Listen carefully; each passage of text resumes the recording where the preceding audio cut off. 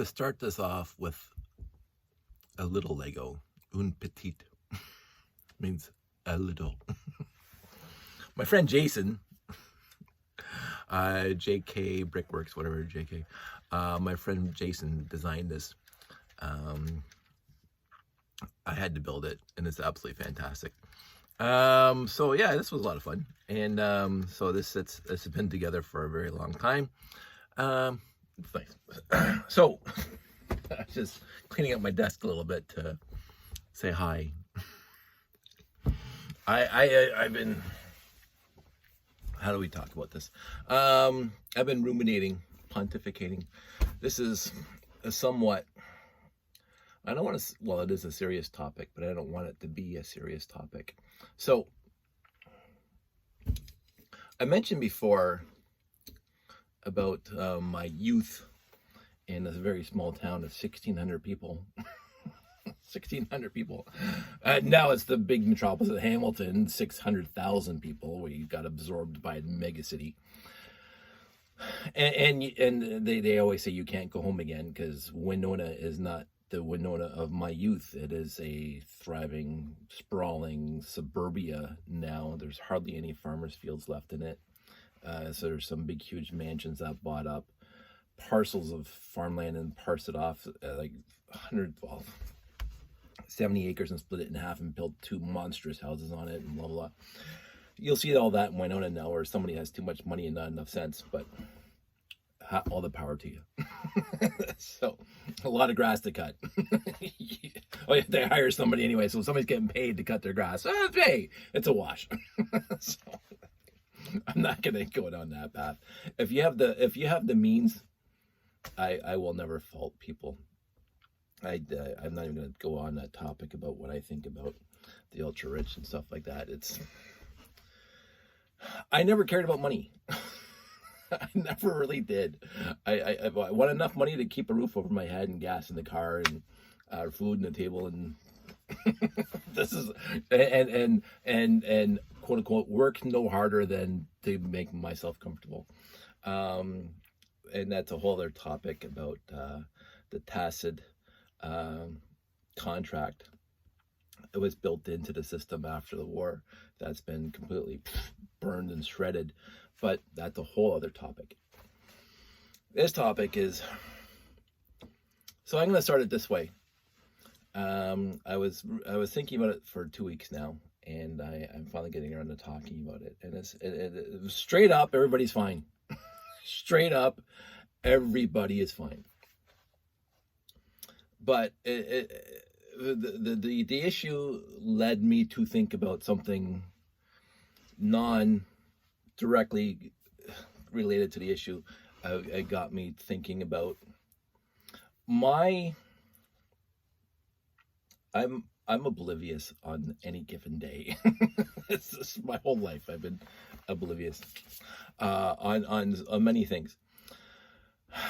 My privilege is built in to white, hetero, cis guy. It's built in. It's honestly built in. And I'm going to say that allowed me, white, hetero, white guy, white, hetero, cis guy. I'm going to get that in all 4 points. Allowed me to be oblivious to a great many things that other people cannot be oblivious to. So a few stories.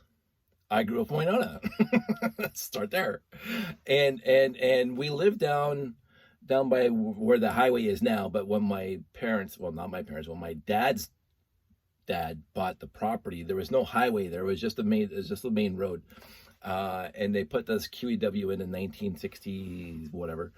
And anyway, it doesn't matter. So my dad built his beautiful house, 1967. It was a centennial project. He put a lot of effort into it. All his friends came over. All the family came over. We got 8mm film that's been transferred to DVD of them building the house that I grew up in from 0 to 12. That house was built the year I was born. So I see my dad bricklaying, laying the foundation, big cinder blocks and walls and whatever. And he it was a beautiful house. It was a bungalow. It was like a standard footprint of a 3-bedroom bungalow. But since he was a bricklayer, mason by trade, he put a lot of effort into it. And his brother's a carpenter, so they did framing. I don't know how much money it cost him because all his labor was friends and family. And I was just born, so what do I know? so there's videos, like there's a story my dad was telling me, like he's bricking the house. The roof is on, and he's the red brick going up on the side of the house, and he had the scaffolding there to get to the top part underneath the soffit. And there's my little brother my big brother at 3 years old sitting on the scaffold with him, and he's under the eaves, he's under the soffit. And Dad always said, hey, because it's raining, he's got to finish the brick job. And Brian would say to him, look, Dad, the rain can't see me, because he's not getting wet because he's under the eaves. The 3-year-old, look, Dad, the rain can't see me. I'm not getting wet. I think it's a beautiful story. One of the few beautiful stories about my brother. So I love my brother. So I remember these stories. Anyway, so I grew up in Winona in the house my dad built. As I mentioned before, I couldn't I couldn't jaywalk. I couldn't litter. I could not do anything wrong without it getting back to my parents before I got home. So I just didn't bother. And it's not like, oh, I wanted to be bad. I never wanted to be bad. It was never part of my persona to be bad, to walk off the line, to be in malcontent or ne'er-do-well or whatever, a guy who balks at society. I've balked at society on, not society, but on specific laws that I think are invalid, but that's a whole other story. I have a huge sense of justice, which is something. Like, I have an overactive sense of justice, according to my parents and everybody else. But because I grew up in a small town, everybody knew me. My parents were in the school, they were in the church, they were volunteering, we had the block parent sign in our window. We were block parents down there on where we lived by the highway, just in case some kid's running away from home and needs a place to stay or whatever. If you know what block parenting is back then, we were a block parent house. Not that it was necessary in Winona, because you could go 3 doors down, like not every house. But I knew everybody along our street and halfway of Winona Road and down Highway 8. And I knew a lot of people. So if I was ever in trouble, I'd go knock on even my dentist, Dr. Kapansky. Go over there. So if I'm on Highway 8 and something's happening, not that anything ever happened to Winona, I just go running to my uncle's place or my dentist's place or friends of my parents' place, because we knew everybody. So I got to walk around town oblivious to anything that nothing's going to harm me in Winona. But I didn't even care. It didn't matter. Like the black van, which was a huge thing back when we were kids, the black van's going to get you. In Winona, no. But then again, white, hetero, cis guy. So we moved in 1979. From the house, because again, the QEW is being expanded to 3 lanes. You got the CN tracks on the other side. It was the wrong side of the tracks, if you want to call it that. And the light industry was coming down to all the farmers' fields that were down there were becoming paved over with light industrial and big commercial, like Stony Creek furniture and all that crap that was coming down along the highway, because people want to build along the highway because then they have good access and whatever. So my dad saw this coming back in the early 70s, and he says, even though I built this house, and it's a beautiful house and a huge piece of property in Winona, I'm going to move. We're going to move. But we stayed in Winona. We moved 2 blocks, basically, to the other side of the tracks, right above Winona Park, which also helped me to be at every single Peach Festival there was ever contained. Like the first Peach Festival was 1967. It was a centennial thing to start the Peach Festival. I was 6 months old. I was born in May, or not even 6 months, 3 months old. There's pictures of me at 3 months at the Peach Festival with my mom. But I was at every single Peach Festival that ever happened.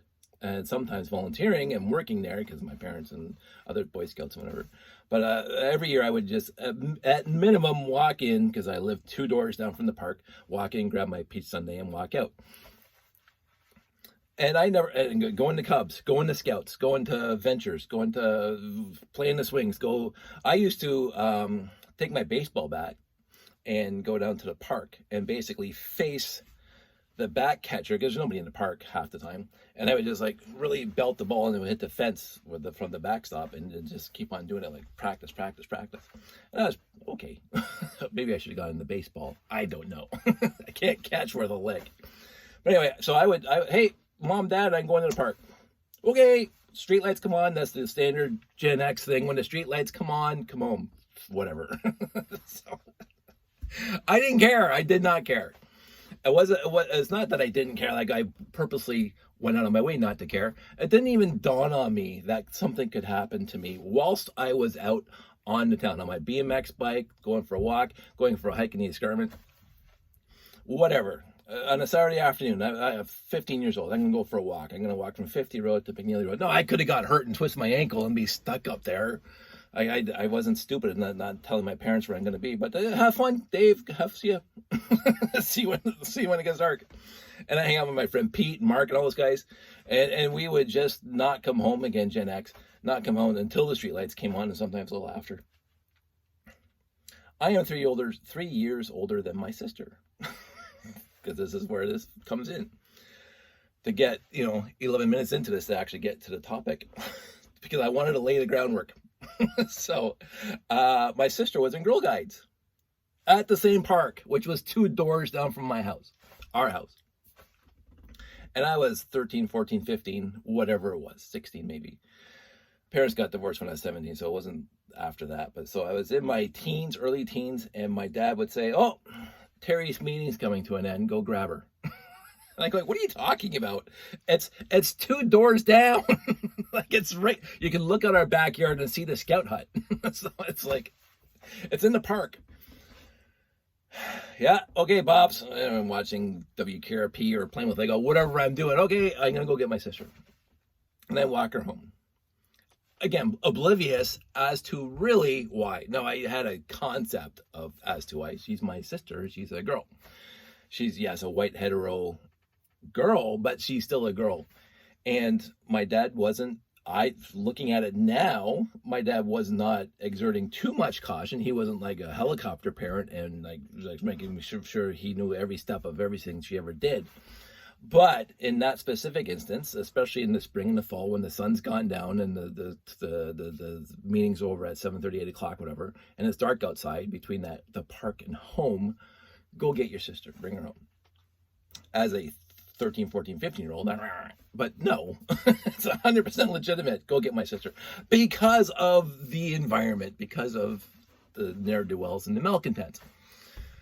So I got it back then. I never complained. I would never ever complain about getting my sister. I knew of stuff, but since it was I would say an intellectual exercise for me, because it would never affect me. I got to do whatever I wanted as a guy, as a boy. My sister had to be escorted home by me or somebody else to bring her home. So that was always in the back of my mind. It stayed there for the longest time. It's one of those things I, was going to write down in a book if I ever get around writing yet another book. Go get the first one. But it's always been in the back of my head that this is what I had to do, and we as a society had to do, and it showed even back then the privilege that I got just by my own parents as a white boy versus my sister, a white girl, who could not walk home from the park by herself. No, she could, and she would have beat the crap out of anybody who ever tried to take her. Like, don't get me wrong, my sister wasn't a meek, helpless little, whatever. She would have beat the crap out of anybody. She could take me. This is my sister. I respected my sister, by the way. I love my sister. My sister and I had a blast with the Lego and the sandbox and everything else and the camping and everything. But in that specific instance, it's dark outside. She's at the park. Bring her home. Not a problem. I had the faith that if I didn't pick her up, she'd get home every single time. But it's better to be quote unquote safe than sorry. So that's always been in my head. It's one of those little stories that I've had that I've been meaning to tell about if something else happened. And something else happened 2 weekends ago. And this is where my sense of obliviousness can be too much. And I'm going to say, thank God I wasn't there, but I wish I was. So, again, everybody's fine. So I'm working in the garage last weekend or 2 weekends ago. Maybe it was last weekend. Maybe it's 1 week ago. It doesn't matter. I think it was 2 weekends ago. Anyway, I'm working in the garage. I'm putting it all back together so I can do some woodworking. And Josh had some birthday money and he wanted to go buy a pair of shoes down at Jackson Square. I told you about Jackson Square. I rode my bike down there when I was a kid to grab the Lego set that we needed for Lego Wars. So, and it's way down there. It's across town. It's on the other side of Hamilton. We're in Winona, and Jackson Square is on the other side. So, so Sandy goes at 2 or 3 o'clock in the afternoon. Let's go to Jackson Square. She says to Josh, they hop in the car. Honey, we're going to Jackson Square. See ya, bye. Oblivious, I'm working in the garage. and my Lego radio that you saw the other day playing Shania. Well, it's not because the CBD doesn't work anymore, but it's playing the radio. And I'm not paying any attention to my phone at all because I'm working in the garage. I'm busy getting dirty. And they come home. And my wife is, we'll say, in a state. And I go, oh my God, what's going on? So this is the story. And it's not a story, it's actual, because I trust both of them and they are eyewitnesses to this. So it was raining, not heavily, but it was raining. So Sandy found a parking spot right outside the Sheraton Hotel, which is right on King Street. Right, the corner of King and James is the main intersection of Hamilton. Jackson Square is right there, corner of King and James, downtown. And so if you don't know Hamilton, I'll just kind of give you the lay of the land. There's King Street and there's James Street. Jackson Square is King and James. And there's Jackson Square, and then there's the Stelco Towers and the hotel. And then on the other side is Cops Coliseum. Cops Coliseum. Just like the Sky Dome. Cops is there. So she found the car just pulled out. She pulled in front of whatever. And then they have to walk back to Jackson Square to get there's a shoe store in there that has Josh's shoes that he wants. And so Sandy, just like every other adult on the planet, it's raining, not much, but it's raining. So she's going to walk close to the building where the eaves are, where the little, over top of the front doors of the hotel. She's underneath that. So she's not getting wet. Josh is walking along, not the edge of the street, but the sidewalks are pretty wide. It's downtown, right? They got wide sidewalks, maybe 15, 20. In some places, 30 feet wide between the building and the road. And Sandy's walking underneath the canopies, and Josh is walking closer to the road. They're about 10 feet apart, maybe, according to Sandy. And I already visualized because I know the area. 10 feet apart. So he's not within walking. He's not within arm distance of Josh. Also, they're not paying really much any attention to each other. So it's not like there's this kid and there's his mom. They're separated. And Sandy's walking towards the entrance to Jackson Square, and she sees this guy leaning against the wall next to the Sheraton or whatever it is. He's leaning against the wall, and he has his phone in his hand. He's looking at his phone. And then she thought, well, okay, I'm going to be walking within a couple feet of this guy. So this because Sandy, again, where my privilege, I wouldn't even notice him. Again, just to start the story, I wouldn't even notice the guy. She's a woman. And women have to notice these things. And so that's already a mark of privilege for us guys. So she, as most women have, a huge radar and things that could be odd, 99.9% of the time innocuous and not a problem. But she has the radar going. She sees this guy ahead of her. And Josh is over there. And this guy puts down his phone, standing there, looks up, walks quickly towards Joshua. Quickly, and again, Sandy's like still stepping toward. He drops his phone, walks quickly towards Joshua. All of a sudden, his arms come up right before he gets to Joshua. His arms come up. Sandy lunges. Twisted her knee. Lunges at the guy. Yells, "No!" The guy, startled, bolt. Just takes off towards James Street. Just runs away. And she's now hyperventilating. Josh is going, don't worry about it, Mom. I would have taken care of him, because Josh saw him too. So it wasn't just Sandy seeing this or make like something in her head. No, this is actually Josh saw it too. Josh was walking. He wasn't looking at his phone because it's raining, so his phone's in his pocket. And he sees the guy coming straight at him, and he's ready. He already tensing, and he said, I could have taken him out. So he tells that to Sandy. I could have taken him out. The guy bolts. And so I hear this from both of them. They say exactly the same thing. And Sandy's calm enough to calm down, and they bought the shoes, and they came home, and they tell me the story.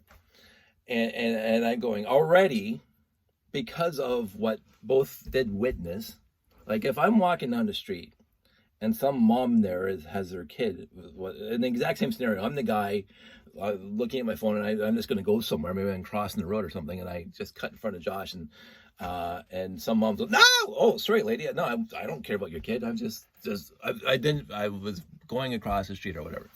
But she said he walked with determination, focused on Josh. His arms came up. She lunges at him, says no, and he takes off. I wouldn't have taken off if I was that guy in that situation. I said, sorry, lady, I don't know what's going on here, but I'm just walking this way. Right?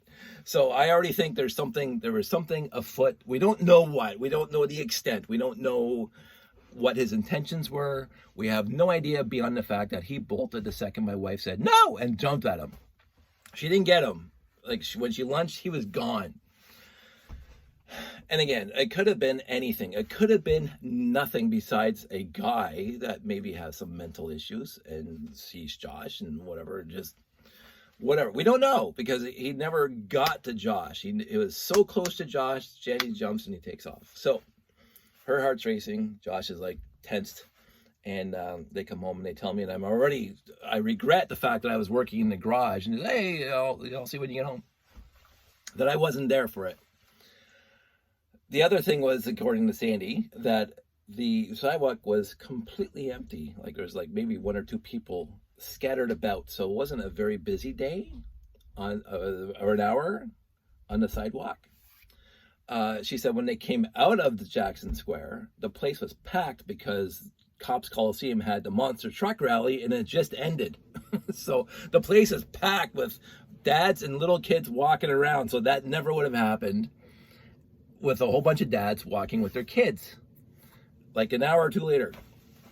So, and I started thinking about it for 2 weeks now. I've been thinking about it. Well, since it happened again, I don't think it was last weekend, because we talked about it at coffee. Maybe it was last weekend because we had coffee. Anyway, it doesn't matter. I've been thinking about it for a while now. And besides the immediacy of my kid, something could have happened to my kid, which just, I'm putting that aside. That's not what the story is about. This story is about my privilege that has aided me into being oblivious about a great many things. Because if I was there, I never would have noticed a guy leaning against a wall, because I wouldn't care. It never affected me. It would never affect me. Right? Nobody's interested in me. And my kid's over there. I mean, I handle things as I handle it, but Sandy's got the radar, because I have walked through life with a massive amount of built-in privilege. Massive amount of built-in privilege. And again, I look at my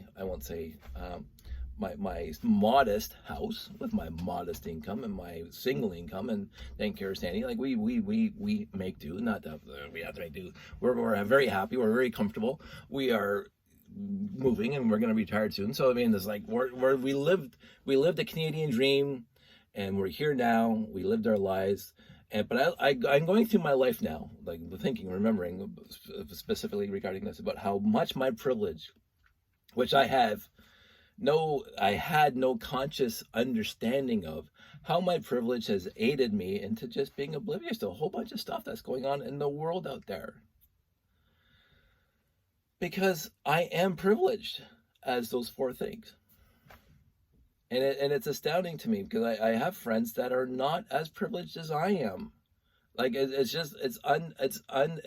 truly sad that my friends who are not white, hetero, cis males, what they have to deal with on a daily basis. So this is where this is going, because the whole story about we can deal with that later as a completely separate topic about how I reacted to that.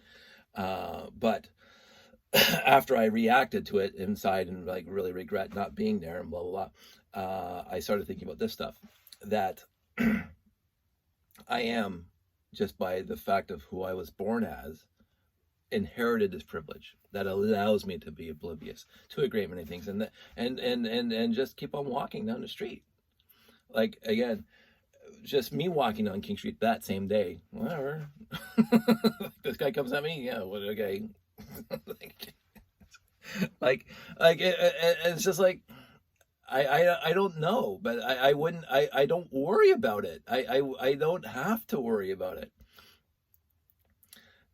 We just saw in the news last week or 2 weeks ago about, I don't know what state it is, but the kid got lost. He went to the wrong house. A little black kid went knocking on the door to get directions, and he was killed, or I think he was shot, and he's in the hospital still, by some old guy there's a black kid he's 13 or 12 or something like that. Like, are you kidding me? Are you kidding me?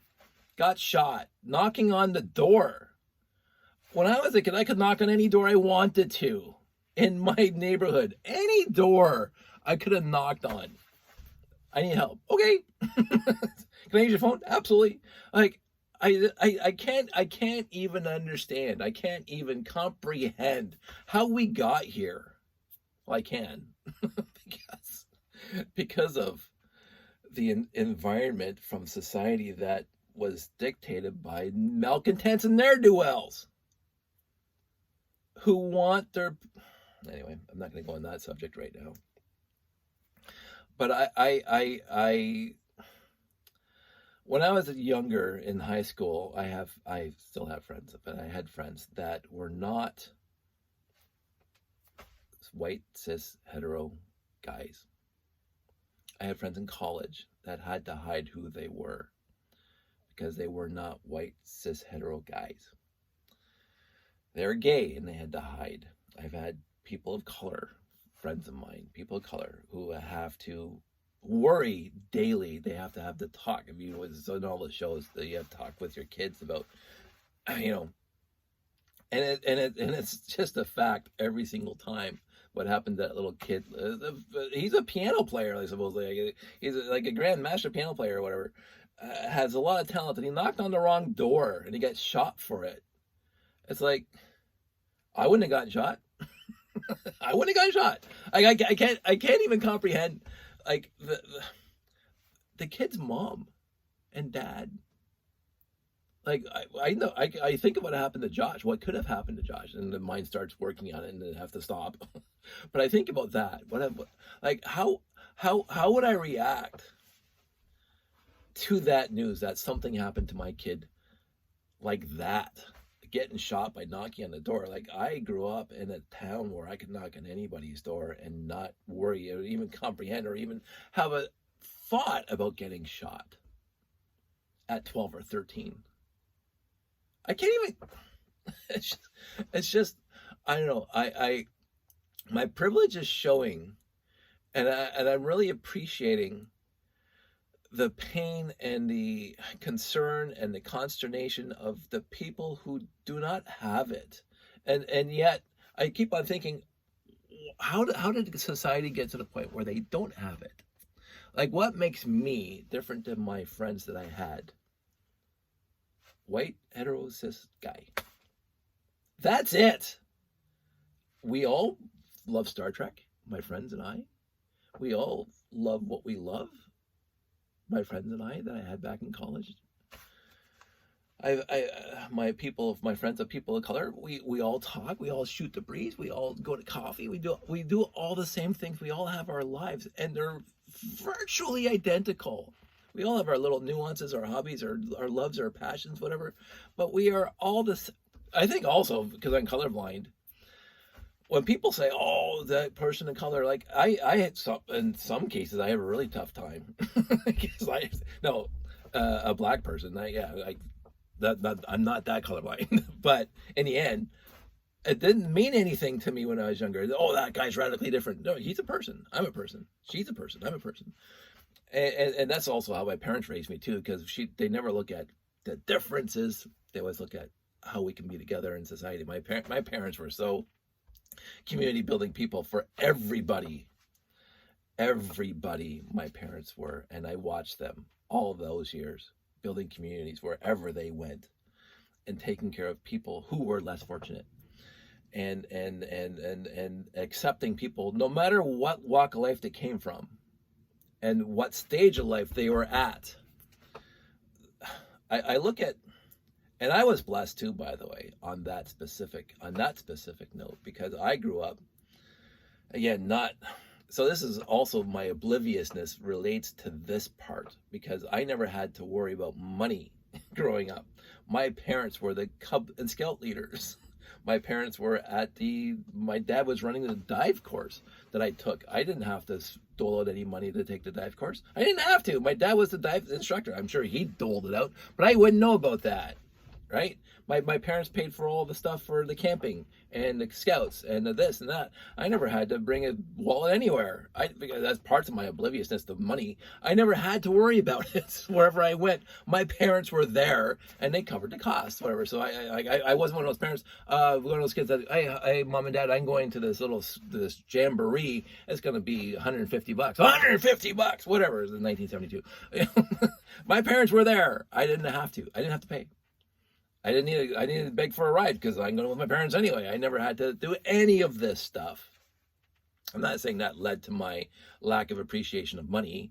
I appreciate money for me in context for what money can give me. And that's it. I am not obsessed with money. I'm not, I have to make more money. I make enough. I make enough to do this and put stock a little away for my retirement. And that's absolutely good enough for me. I never ever wanted to break my back or kill myself to make more money. I have some, again, acquaintances more than friends, but friends that will work as much as possible because of money. No, it's not me. It's not me at all. And again, just like the Lego, if you need some, I'm gonna give you some. It's like whatever. I'm gonna make more tomorrow. I don't know. I just found that what happened to Josh really solidified, because it's been in the back of my head for the longest time, what happened with what I had to do for my sister back in the day. And this is even the bigger thing. Josh right now, white, hetero, cis, white guy, white guy again.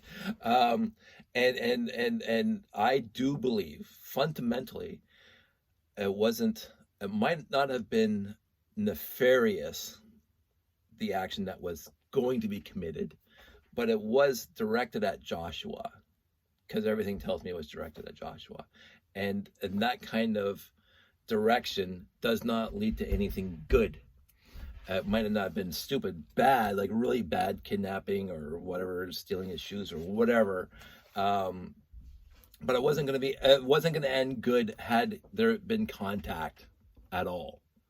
It wasn't like, I hear him shake your hand. No, it wasn't. The guy wasn't like running towards him to shake his hand. The guy brought his arms up, Sandy said, brought his arms up and was just ready to get Josh. The other point was that there was cars on King Street. This is my wife's car, and some of them were running, and so it could have been a kidnapping. We don't know. It's hard to say. You don't know. We don't know what it was. But anyway, the mind starts, and then we went to the police. So Sandy went to the police afterwards to make a report just in case, because nothing happened here. But should there be something else that happened, Sandy and Josh both have a description of the person. And if there's something else that happened in downtown Hamilton that day, where something happened, and it was parenthetically related, Sandy's name's in the book now with whatever. The cop obviously can't. He's like, by the time we got to the police station, whatever. I said, like, I'm amazed that they didn't immediately call the hotel, because the hotel probably would have had security cameras along King Street, because it's a hotel and they have security cameras. So, and they could have seen it, and I would have personally appreciated that, to see it, to see maybe this guy wasn't going for Josh, but Josh saw it and Mom saw it that he was going for Josh. But it is what it is. And but it also led me to really, really appreciate my life and the life that I have been completely and utterly blessed with, that I got to live, where I could be oblivious to a great many things. I have been able to go canoeing on my own out in the wilderness by myself without thinking about it. I've gone camping on my own without thinking about it. Nobody's going to touch me. Nobody's going to attack me at the campsite. A woman couldn't do that. She'd always be constantly in fear. Like, we watch a lot of these people who rent vans, living out of their van, the van life. And Sandy's always amazed that they're usually some 20-something woman who rentals a van and lives in it. This is a tiny house. This is van life, and that kind of life, in a way, always appealed to me, because I love camping. Straight up, I love camping. I love traveling in a camper. I don't mind trips abroad. I've never been on one. The furthest I've ever been is Jamaica for a destination wedding, and I loved it. It was awesome. But it's never been something I yearn to do. I have friends that they go to cruises, they go to Europes, they go to 4 weeks backpacking over there in the Himalayas, whatever, and I'm going, yeah, I got the escarpment. I'll go backpacking over here. I mean, if I go there, I absolutely, I'm not saying I would hate it. I love it. I would absolutely love it. But it's never been a yearning for me to go on a destination like that. But if I'm there, I'm gonna love it. If I get to Rome, fantastic. If I get to Denmark, ooh. If I get to Holland, maybe I'll look up some relatives. But it's never been, I want to go. No, where I want to go, Valence. That's where I want to go, Algonquin Park. Where I want to go, Tobermory. I've always been here. I live 20 miles from where I was born. Like, this is my life, and yet I don't see anything wrong with it. And I also don't see anything wrong with the other side, where people want to wander less. My dad's cousin has never lived in the same spot for a very long time his entire life. He's just moved around, did this, did that, moved there, just as it goes here. He's been all over the world. That's what he wants to do, and I love him for it. And I catch up with him, and blah, blah. It's fantastic. So, me, I'll spend a week here. And if I had a small van life, where am I going to put this? I'd have a semi-trailer behind the van to carry all this stuff. That's also why I need to downsize it, because if we actually get to the point where we're going camping for 6 months of the year, which is an option, I won't be here. So, let's see what happens there. But anyway, I've had the privilege of doing all this stuff without too much worry and angst about my personal safety. And what happened to Josh is an eye-opener for me, that I can't be this oblivious all the time. And it's sad, because I've had 55 years of living my life the way I've lived my life. I really have. And again, so in context, so we had Josh, and I think he was 4 or 5 years old when we went to Home Depot one time. And I was radar central then when he was 4 or 5, because he's a kid and he doesn't understand cars are heavy and will hit you and you'll knock you flying. And we were walking into Home Depot one time, and I'm holding on to him because now I'm sure he's with me. But at one point he did get away, and he ran, and I ran after him, and the car had to put on the brakes, and the guy starts yelling at me, and I'm going, screw you, dude. Like this is part of life. Like, I had him with me 100% of the time, and he slipped away. like if you're not paying attention to your driving in a parking lot, that's on you. But thankfully, nothing happened, no harm, no foul. And I got him again, and I said, Josh, this is what we have to learn about traffic and parking lots and blah, blah. And he learned pretty quick about that you have to be wary of your surroundings. I always am in a parking lot. I still don't look at my phone. I'm in a parking lot. Like, I'm not oblivious to getting hit by a car. So, like, this is where my privilege shows, because that's what I worry about. I just worry about getting hit by a car. I don't worry about getting kidnapped or taken or racial slurs or getting shot. I don't have any of those worries. Never in my whole life have I had any of those worries. Whatever I've done, wherever I've gone, wherever I do, I never have to worry about it. I have friends who have to worry about it on an hourly basis because they're not white, hetero, cis guy. And it's pain for me that really, it came crashing down on me this week. It really did. And I go, we're in the freaking 21st century where we know so much. We've come so far in our understanding of society and people and acceptance and blah, blah, blah. And yet we get people in Ohio that are saying, or Tennessee, I think it was Ohio, that are saying in their legislature that gay people are possessed by demons in their laws, that if you're not hetero, basically white too, that you're possessed by demons. Are you kidding me? Trans people are people. Get over it. They're people. They're not possessed by demons. How do you get to, who votes for these people? How do you vote for somebody that has the gall and the stupidity to stand up to pass a law that says that if you are gay or trans or whatever, that I don't think it was a law, but his speech was, we have to protect ourselves from these people because they're possessed by demons. It's the 21st century. Oh my God. Like, it always bothers me. It bothered me when I was younger, but again, I wasn't a person of color back in my high school and grade school, so I don't know if there was racism in my school back in the day. I don't know. I honestly don't know. I didn't, because I would be oblivious to it if it was there. I didn't see it, and if I did see it, I won't remember it. I don't think I did, but I'm sure if I asked my friends that were in school that were people of color, they would tell me stories, because they always have stories, and it always pertains to being not privileged like this guy. And that bothers me. It really does bother me that my friends have to live in a different way than I got to live in. Because I got to be oblivious. I got to just leave at 7 o'clock on a Saturday morning and come home when the streetlights came on. I got to hang out with my friends without being run off and shot at and whatever. I got to do all this stuff growing up and not have any worries at all. Ever. Except a skinned knee or breaking my head open. Because that's happened a few times. You know, that's just stupidity of us guys who is just like, hey, let's climb a tree.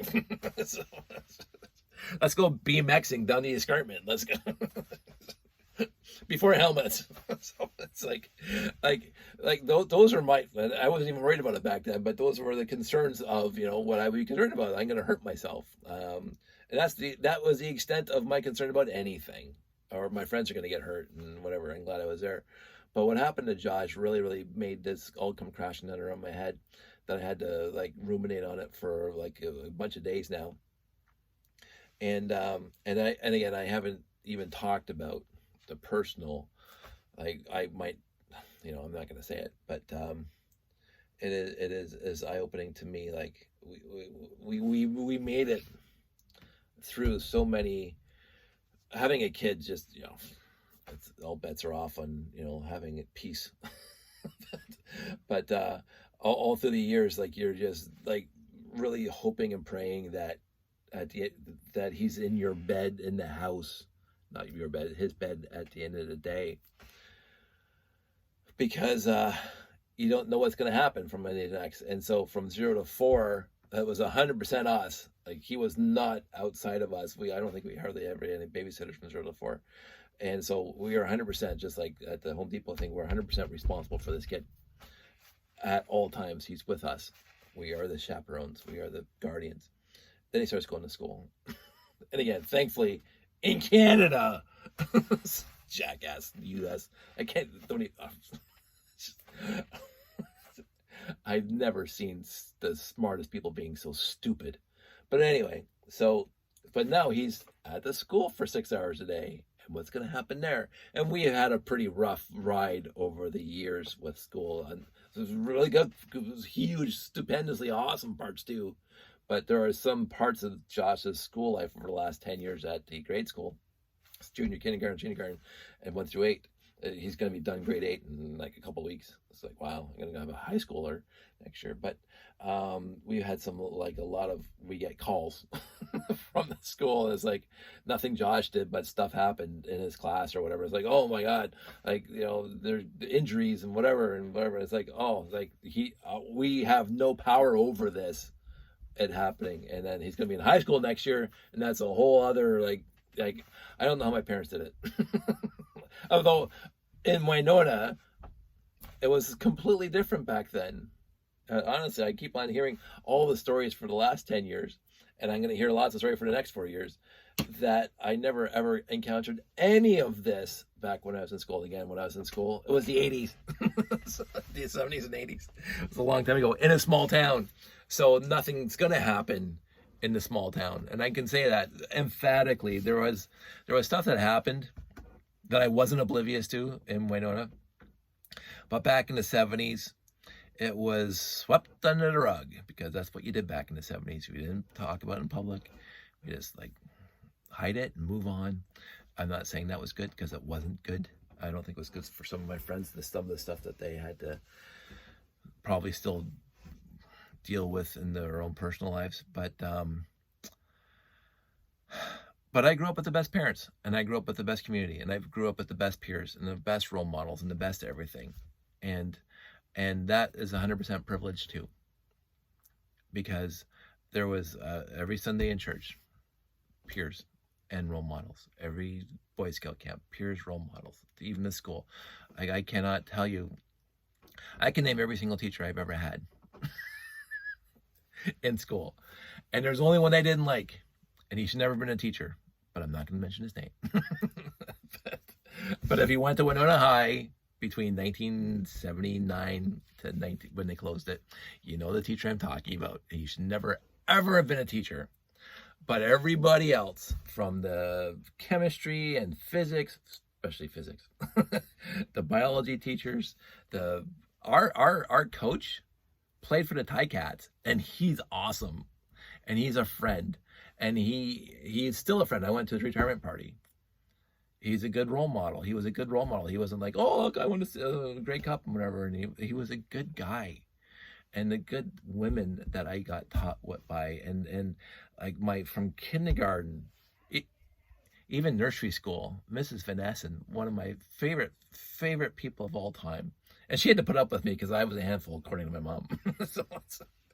so, because again, all kids are handfuls, but I was oblivious. I have so many nice stories about being oblivious, but sorry, I forgot this one. So, not so nice a story, but not a bad story. So this is me being oblivious. 100%. This is 100% me being oblivious to how the world's interacting with me, or how I'm interacting with the world. I'm in my 20s and not dating anybody, but I have friends. Always have friends.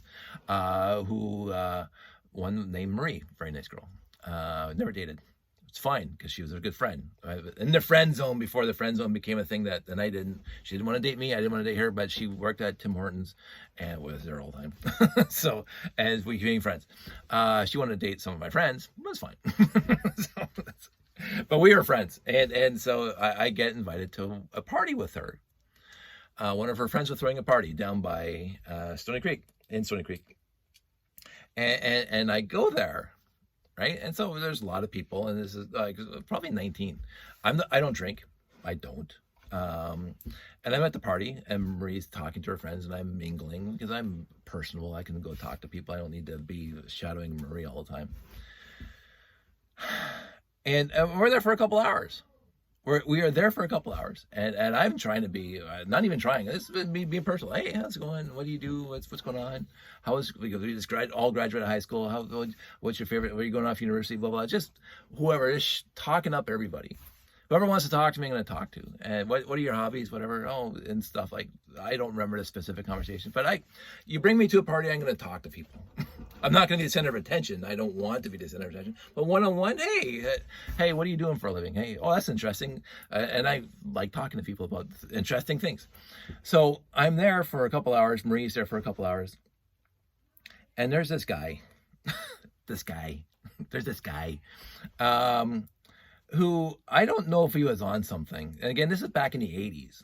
So it wasn't like bad drugs unless, whatever. But he was hyper and he was agitated. And as the night progressed, he kept on focusing on me. And he was like bouncing and like he could not stand still. And I'm talking to, I don't know who, somebody I don't even know, but she was interesting. And I'm not going to ask her out. I'm at a party. I'm talking to people. And I talk to everybody else in the room. I'm talking to this girl and she's talking to me back. And we're talking about whatever our interests are. And all of a sudden, bam, something hit my arm hard. And I look over and this guy's just ready to kickbox me. And like, he's on something. Like, he's honestly on something because he's just completely shaking and he's like getting his arms out. And I'm going, hey, what's this for? And I couldn't even understand him. But he's like completely confrontational. He's in my face. Well, okay. Marie, I'm going home. Like, I don't need to prove myself to anybody. I never needed to get into a fight for anything. I have no want or desire to get into a fight. I will avoid fights as much as possible. Now, should a fight come to me,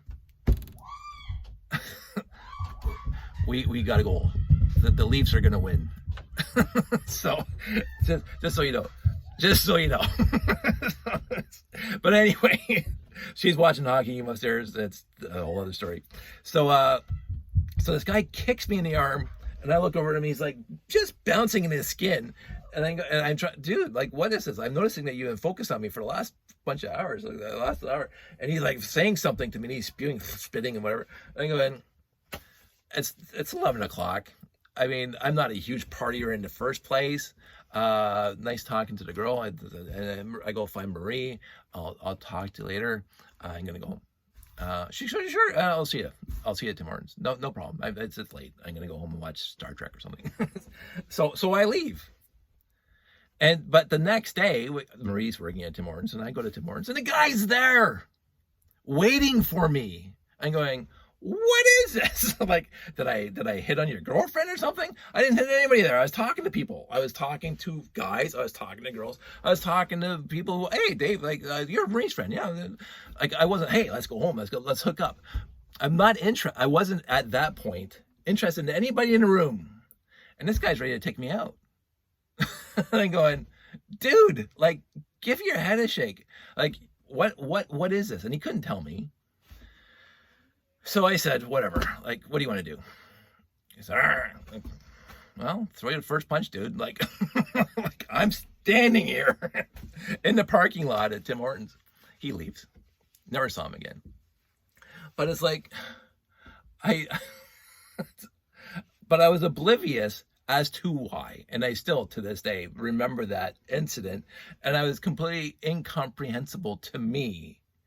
Like, we go to, like, I've had girlfriends since then, and this is where this is 100% me, and this is not to go in this at 53 minutes, 100% me. When I'm with somebody, I am devoted to that person, even if it's like just dating. I've had, I don't know, I'm not going to tell you the number of girlfriends I've had, not a lot. But if I am interested in somebody and somebody's interested in me and we start dating, that's it.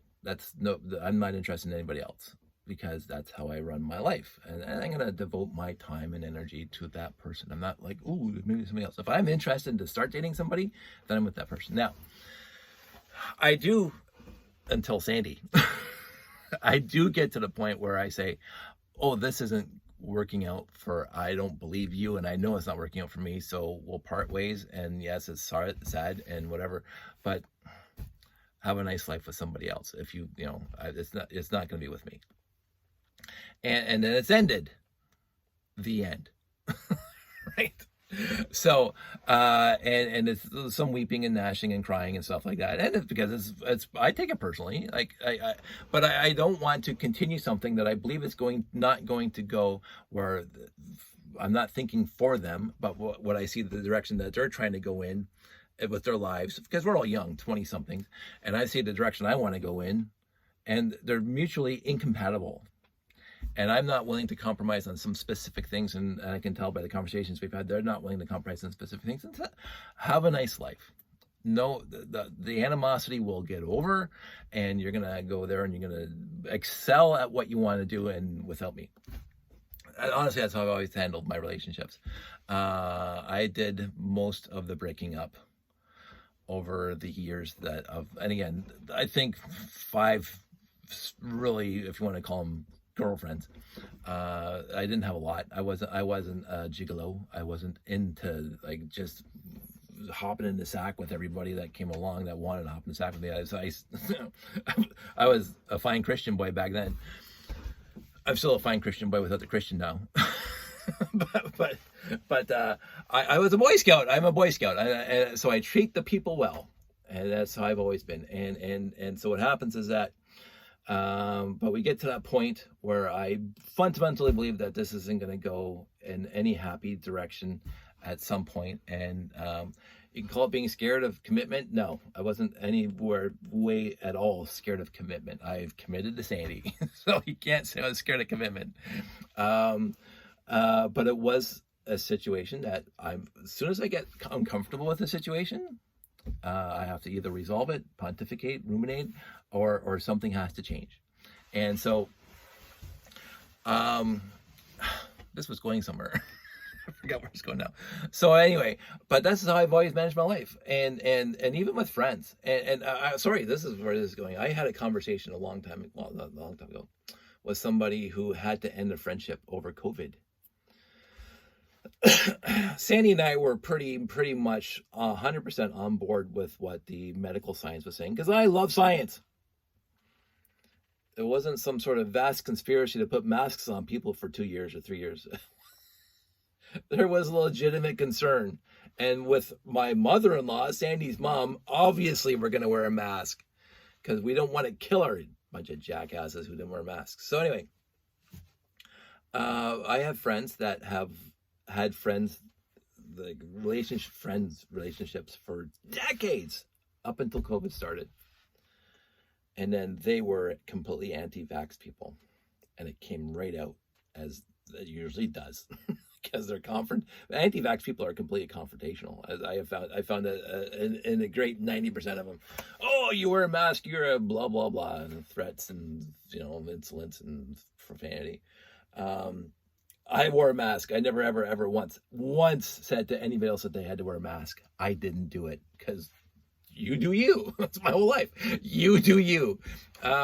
And yet I'm wearing a mask and they're just vulgar and profane and blah, blah, blah, and whatever.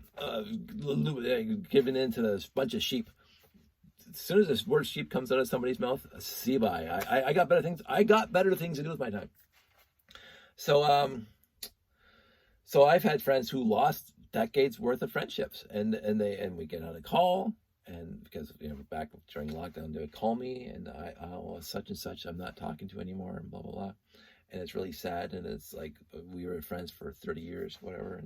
And I said, you have to handle that almost like a death. Not that the person's died, but the relationship has died.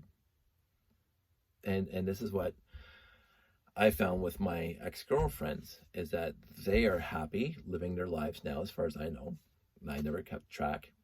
But as far as I know, every one of them that I dated back in the day, 30 years ago, perfectly happy. Kids, husband, whatever. How about it? They went on.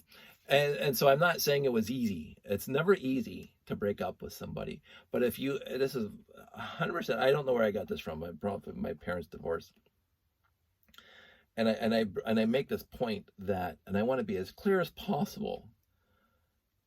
My mom was an awesome person, period.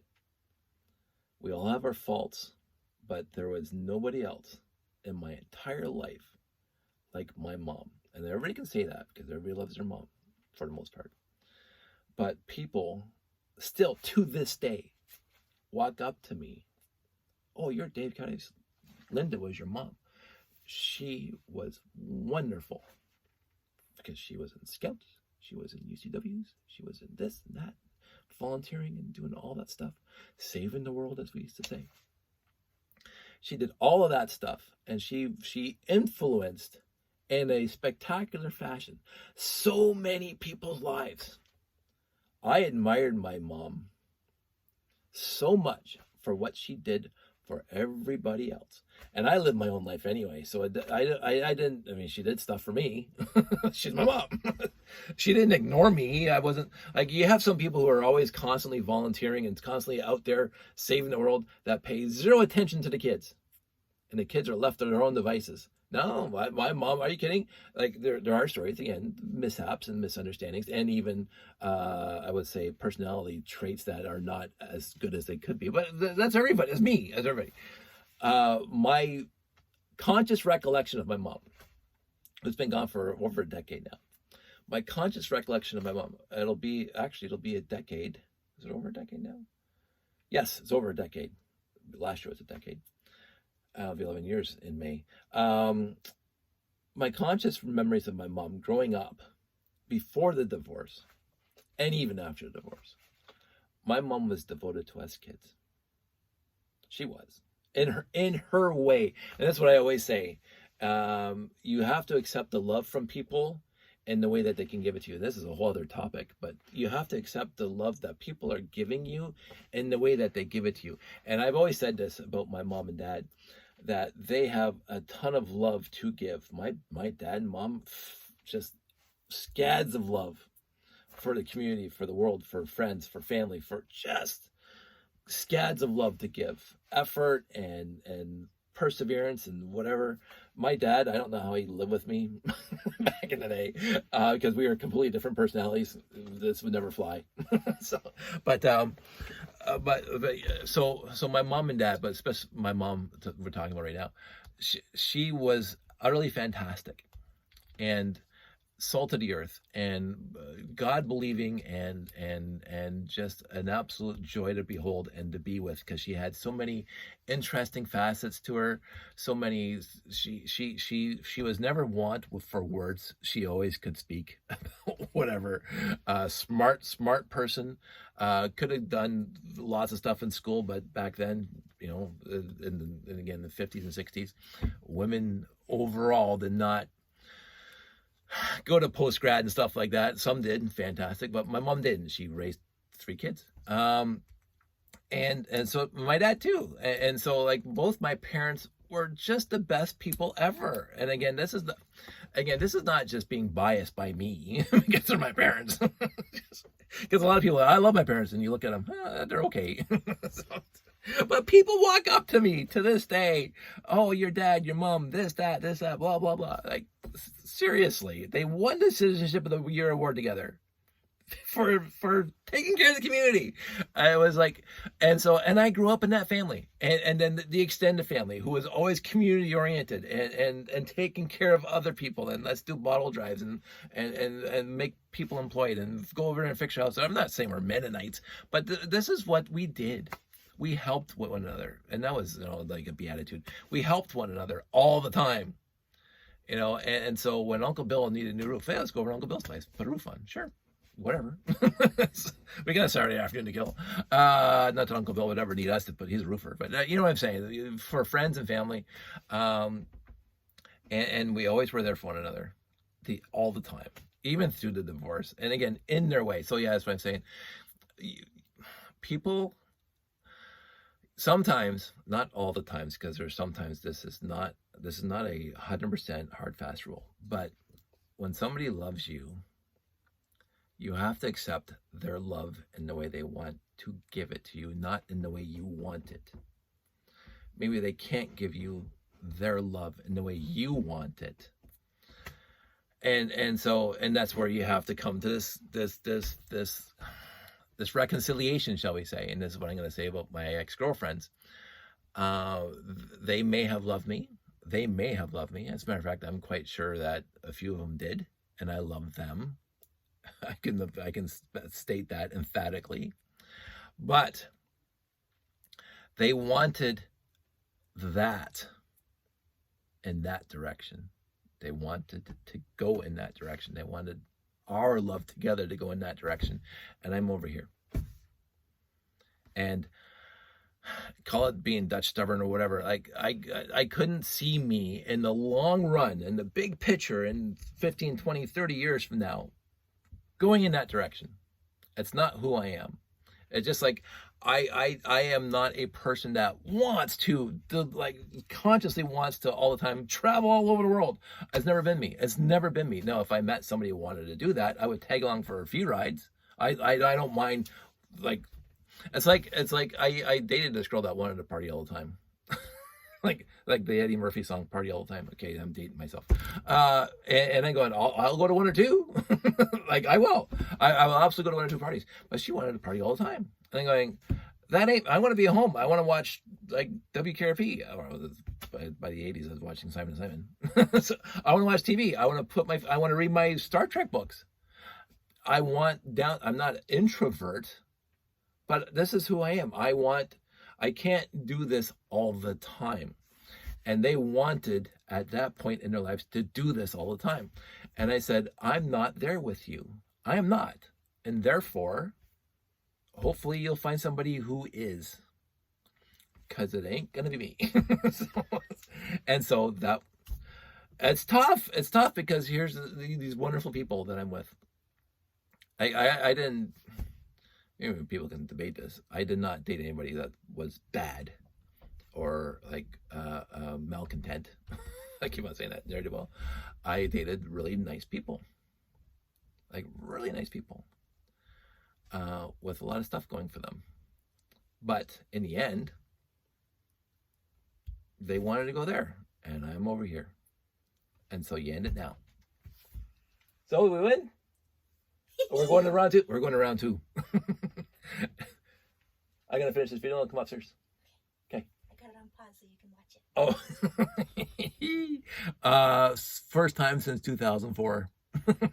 Round two. We are Leaf Nation in this family, by the way. She's more Leaf Nation than I am. My last time that I was Leaf Nation was Daryl Sittler. So that's dating myself.